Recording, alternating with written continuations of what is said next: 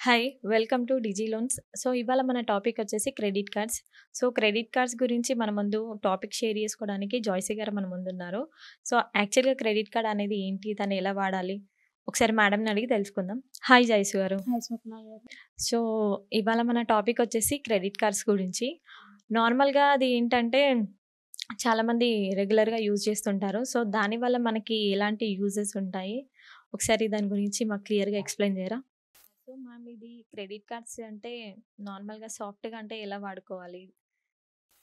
సాఫ్ట్‌గా ఎలా వాడుకోవాలంటే credit card builded duet ఎప్పుడుందో ముందుగానే చెక్ చేసుకొని పేమెంట్ చేసుకోవడం బెటర్. అండ్ ఇందాక చెప్పినట్టుగా రిపీటెడ్‌గా క్రెడిట్ కార్డ్స్ తీసుకోవడం కూడా మానుకోవాలనమాట. సో, దానివల్ల మనం పేమెంట్ చేయలేక సిబిల్ పడిపోయి లోన్స్ తీసుకోవడానికి ప్రాబ్లమ్ అవుతుంది. మళ్ళీ దానివల్ల కాల్స్ వస్తాయి. కాల్స్ అండ్ ఈ క్రెడిట్ కార్డ్స్ పైన కూడా మనకి ఫ్రాడ్ కాల్స్ కూడా చాలా వచ్చి ఇష్యూస్ అవుతాయి. ఇప్పుడు క్యాష్ విత్‌డ్రాస్ చేస్తున్నారు కదా! వాళ్ళకేందంటే అది అలవాటైపోతుంది.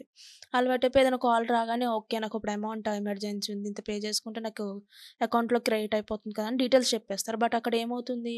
ఆ లిమిట్‌లోని ఎంత అవైలబుల్ లిమిట్‌లో ఎంతైతే అమౌంట్ ఉందో అది వాళ్ళు తీసేసుకుంటారనమాట. నెక్స్ట్‌కొచ్చేసరికి కస్టమర్ పే చేయాల్సొస్తుంది. సో, బెటర్ ఏదైనా కాల్ వచ్చేటప్పుడు గానీ, థర్డ్ పార్టీస్ నుంచి గానీ, ఈ ఈ ఆహ్ థర్డ్ పార్టీ నుంచి గానీ, ఇలాంటి petrol bunk, gold shops, apps through గానీ క్యాష్ విత్‌డ్రా చేయడం మానేయాలి.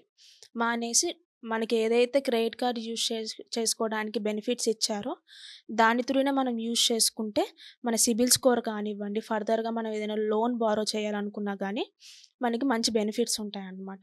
సో, దీనివల్ల కస్టమర్‌కి ఫ్యూచర్‌లో కూడా సిబిల్ అనేది మంచిగా ఉంటుంది కదా! సిబిల్ అనేది మంచిగుంటుంది. ఓకే. అండ్ బెటర్ ఎక్కువ కార్డ్స్ యూజ్ చేయకుండా ఉండడం కూడా మంచిది.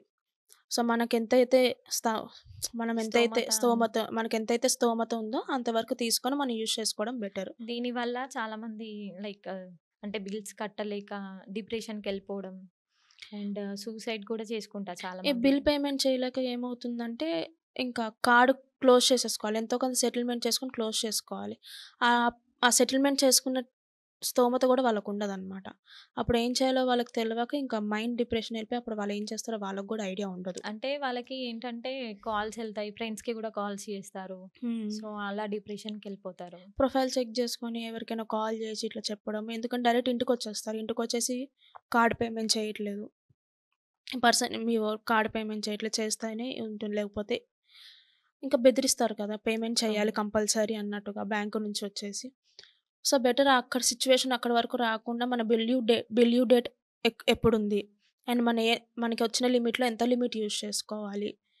ఎన్ని కార్డ్స్ ఉంటే మనం చేయగలుగుతాం? ఎలిజిబిలిటీ ఉంటుంది మనకి పేమెంట్ జేయడానికి.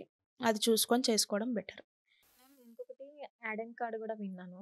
యాక్చువల్ యాడెన్ కార్డ్ అంటే ఏంటి? దాన్నెలా గార్డెన్ కార్డ్ అంటే ఇప్పుడు ఒక సాలరీడ్ పర్సన్ ఉన్నారు ఇంట్లోని. ఆ హ్మ్. సాలరీడ్ పర్సన్ గాని అంటే సాలరీ ఇంత ఉండాలి అన్నదేమన్నా కాన్సెప్ట్? ఏముండదు. సో, ఆహ్, ఆ పర్సన్‌కి ఫర్ ఎగ్జాంపుల్ 3,00,000 కార్డ్ లిమిట్ వచ్చింది. సో, దానికి ఆఫర్స్ మీద యాడ్ ఆన్ కార్డ్ అంటే ఉన్న ఫ్యామిలీ మెంబర్స్‌లోని లైక్ స్పౌస్ గాని, మదర్ గాని, బ్రదర్ గాని వీళ్ళకి ఇంకో కార్డ్ ఆ కార్డ్ త్రూనే ఇంకో కార్డ్ ఆ లిమిట్ తోటి ఇంకోటి యాడ్ ఆన్ కార్డ్ ఇచ్చే ఛాన్సెస్ ఉంటాయన్నమాట.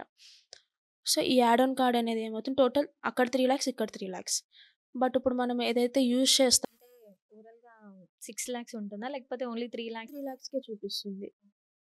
అంటే కార్డ్స్ మాత్రం 2 ఉంటాయి. కార్డ్స్ మాత్రం 2 ఉంటాయి. సో, దీన్ని మనం ఈ 3,00,000లో మనం ఎంత యూజ్ చేసుకున్న ఇప్పుడు సెకండ్ కార్డ్ ఏదైతే ఉందో, ఇప్పుడు ఫర్ ఎగ్జాంపుల్ ఒక పర్సన్ ఒక ఒక పర్సన్ కార్డొచ్చింది.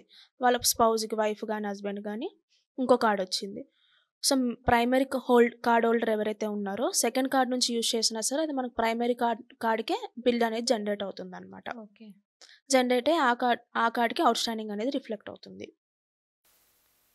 సో, ఇది నార్మల్ కార్డ్ లాగానే ఉంటుందా మ్యామ్? నార్మల్ కార్డ్ లాగానే ఉంటుంది. స్టేట్‌మెంట్ కూడా సింగిల్ స్టేట్‌మెంట్ అనేది జనరేట్ అవుతుంది. ఓకే. జస్ట్ కార్డ్స్ మాత్రమే కార్డ్ మాత్రం 2 డబుల్ కార్డ్స్ ఉంటాయి. యాడ్ ఆన్ కార్డ్స్ అనేది ఇస్తారు. ఓకే. సింగిల్ స్టేట్‌మెంట్ జనరేట్ అయ్యి దాంట్లోనే బిల్లింగ్ డేట్ గాని, డ్యూ డేట్స్ గాని అందులోనే రిఫ్లెక్ట్ అవుతాయన్నమాట. అండ్ మళ్ళీ మనకి నార్మల్‌గా యాప్స్‌లలో చూసుకుంటే ఏదైనా అమెజాన్ అలాంటి దాంట్లలో చూసుకుంటే మనకి క్రెడిట్ కార్డ్స్ కూడా చాలా ఆఫర్స్ ఇస్తారు.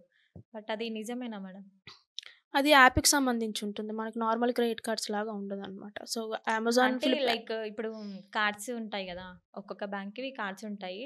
సో, అక్కడ మెన్షన్ చేస్తారు గదా! అంటే ఈ బ్యాంక్‌ది ఇట్లా ఆఫర్ ఉంది అని జెప్పేసి.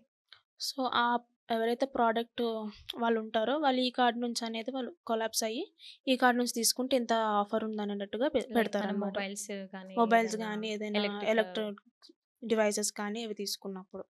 సో, బెటర్‌గా మనం ఈ క్యాష్ విత్‌డ్రా అనేది టోటల్‌గా అవాయిడ్ చేసి, మెయిన్ వేలోని యూజ్ చేసుకుంటే మనకు ఫర్దర్‌గా గానీ, ఇలాంటి ఇప్పుడున్న సిట్యుయేషన్ ఫ్రాడ్స్ చాలా అవుతున్నాయి. సో, ఆ ఫ్రాడ్స్ జరగకుండా గూడా మనం కాపాడుకోవచ్చనమాట. ఇట్లా క్యాష్ విత్‌డ్రా చేసుకొని, డీటెయిల్స్ కన్ఫర్మ్ చేసుకొని, థర్డ్ పార్టీస్ నుంచి కాల్స్ వచ్చినా అవాయిడ్ చేసుకుంటూ ఉండడం బెటరనమాట. సో, రెగ్యులర్ వేలుగా మనం యూజ్ చేసుకుంటే ఫర్దర్‌గా మన సిబిల్ అనేది గానీ, ఫర్దర్‌గా మనం ఏదైనా లోన్స్ తీసుకోవాలనుకున్నా గానీ, మనకి ఏ ఇష్యూ రాకుండా ఉంటుంది. సిబిల్ కూడా బావుంటుంది. Okay ma'am. Thank you for valuable information. Thank you ma'am. So, ఇదండి ఇవాళ టాపిక్. సో, క్రెడిట్ కార్డ్ గురించి మరిన్ని వివరాలు తెలుసుకున్నాం గదా! సో, ఇంకా మనకి ఫర్దర్‌గా ఇన్ఫర్మేషన్స్ ఏమైనా కావాలి అనుకుంటే please do watch Digi Loans. Thank you.